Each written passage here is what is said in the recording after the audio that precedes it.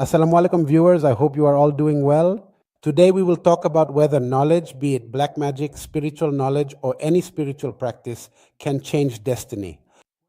And what is the reality behind the claims that your beloved will return in 24 hours, you will have the marriage of your choice, or you will get in contact within 2.5 hours? First of all, let's understand what planning, tadbir, and destiny, taqdeer, are. Hazrat Musa Moses, peace be upon him, when he would converse with Allah, and on one occasion he experienced a stomach ache. Allah then told him that there is a specific herb called niyazbo, and if he were to consume it, his pain would certainly be cured. He meticulously ground it, ate it, and the pain indeed went away. However, when he had a stomach ache again and ate that very herb once more, the pain actually got significantly worse. Since he was Kalimullah, the one who spoke directly with Allah, he then asked, "O Allah, what is the matter with this situation?" Allah replied, "I am the one who placed the cure in it. I am the one who put the cure in it. Otherwise, it had no healing properties on its own. Whether something heals someone or harms them, it is all by Allah's will." Many people take Panadol for headaches and some take Disprin, which sometimes even causes them to have a heart attack, right? So you need to understand that there is no knowledge that can change Allah's decree. Whatever action you do or have done or anything you undertake, it is already written in destiny that when this person faces this difficulty, they will do this, and then what result they will get from it. No human has power over this. Then you say we were deceived or we were defrauded.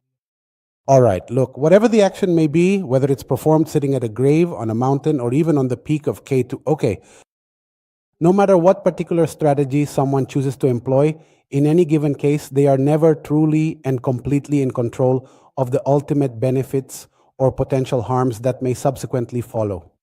They simply cannot precisely determine exactly how much benefit the other person will ultimately receive, or if there might even be some unforeseen harm. All right. So it's not like someone who supposedly possesses some truly special power can just simply go and, make whatever they truly desire happen to the very next person. Why is that the case? He doesn't have free will. Remember, magic does not work on willpower. If magic could control willpower, Christians would be turned into Muslims. Hindus would turn Muslims into Christians. Jews would use magic to bring Muslims into their own faith. Magic simply does not work on willpower. What is free will? Free will means that you have been given the ability in this world to choose. You can do good deeds and you can do bad deeds. So who does magic affect? It works on the mind. It creates a state of whispering or intrusive thoughts in the mind, or the jinn attacks the person's body. And when it runs through the body, it tries to steer the person's thoughts in a certain direction. But even then, it cannot force the person with magic. If someone tries to harm another through magic, the harm will only be as much as Allah wills, no more than that. They cannot cause any greater harm than what Allah allows. Understood? So if you go to someone and they tell you this will absolutely happen within 24 hours or perhaps in just 2 hours, then your biggest and most significant mistake is that you have never properly and thoroughly read the Holy Quran, nor have you truly understood the profound concept of destiny. All right? Jinn are not some terrifying or inherently evil creatures. In fact, jinn are often more afraid of human beings than human beings are of them. If someone is genuinely afraid of them, they will certainly overpower that person. But if someone is not at all afraid, he stands tall and firm before them, and they will quickly run away from him. Isn't that right? They are just another creation among many, and Allah Almighty, the Most High, has clearly stated that He created human beings and bestowed upon them the most power in the sense of consciousness, intellect, and profound understanding. Yes, in terms of sheer physical strength, the ability to lift heavy weight or incredible speed, they may indeed be faster than us.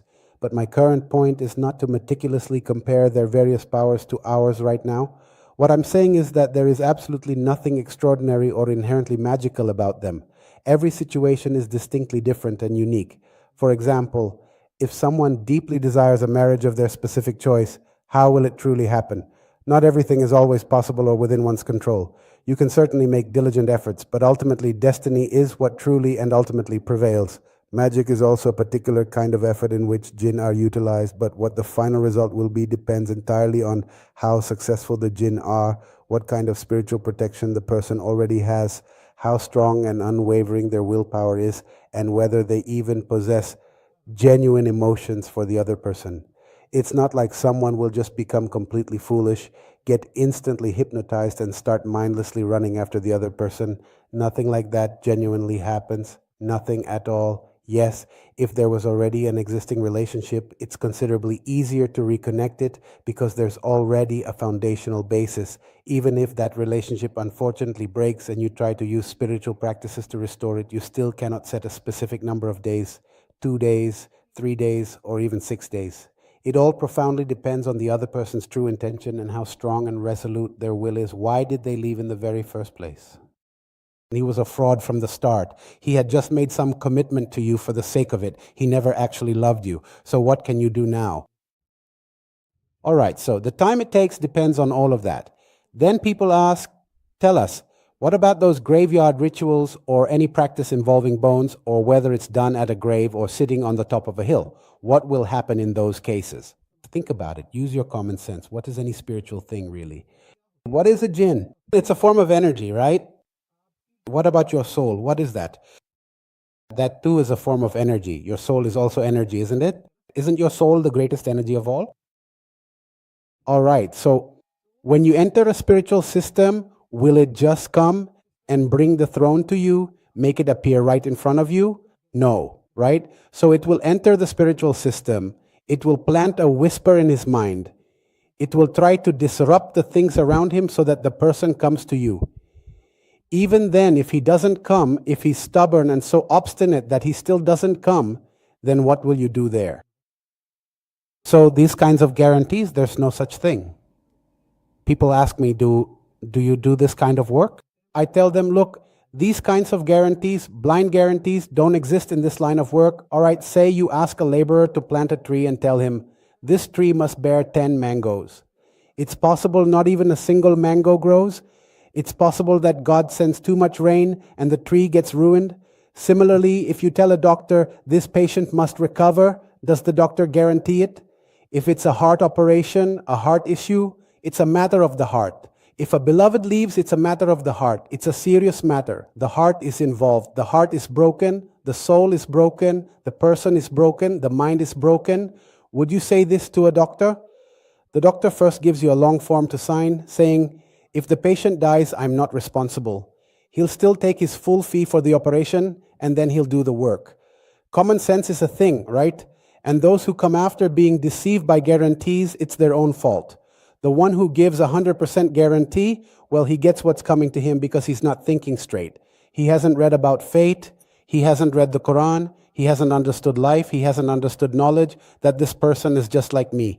He can try, but what more can he do?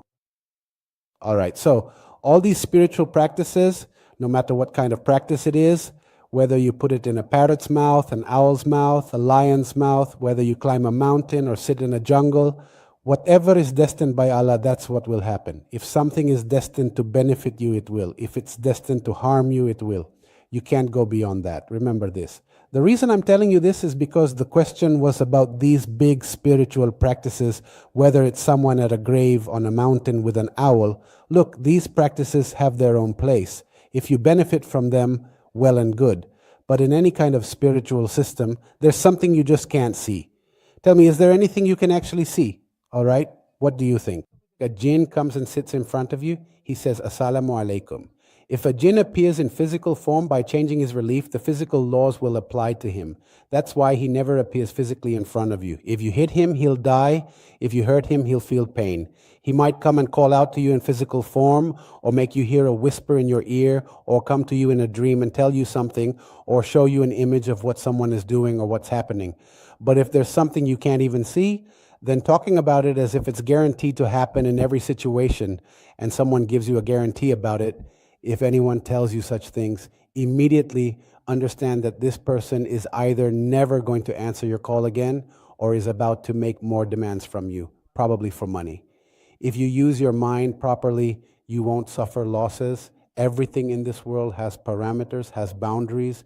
Jinns also have parameters and boundaries. Allah has also set up a system of protection for every person and given him free will. So it's the fault of the person who goes to the wrong person and believes his false oaths, even when he swears by Allah and the Prophet and trusts his lies. That's his own fault. Then he gives him money 10 times, 20 times. That's also his own fault. In any kind of spiritual work, there is never any 100% guarantee. Remember this. You can try, and if someone really knows how to do it properly and does it the right way, then whatever result comes, that's what you get. Even how much benefit you get from it is not 100% in your control. If someone had 100% control over something, he would become Allah. And no one is Allah. If someone could do anything with 100% power, he would be Allah, but there is no one like that in this world, and Allah has not given anyone that much power. Understand knowledge, understand jinns, understand spirituality. Then if you do anything, you'll never suffer harm. You can try if you know how to do it, but even then, not everyone can do it. All right? And if someone says, I guarantee it, or it will happen within 24 hours, you should immediately understand that if you give them anything, you'll lose your money, your peace of mind, and everything else. You won't get anything, nothing will happen. If you understand this well, you'll save yourself from loss. Thank you so much. Please share and like the video if you enjoyed it.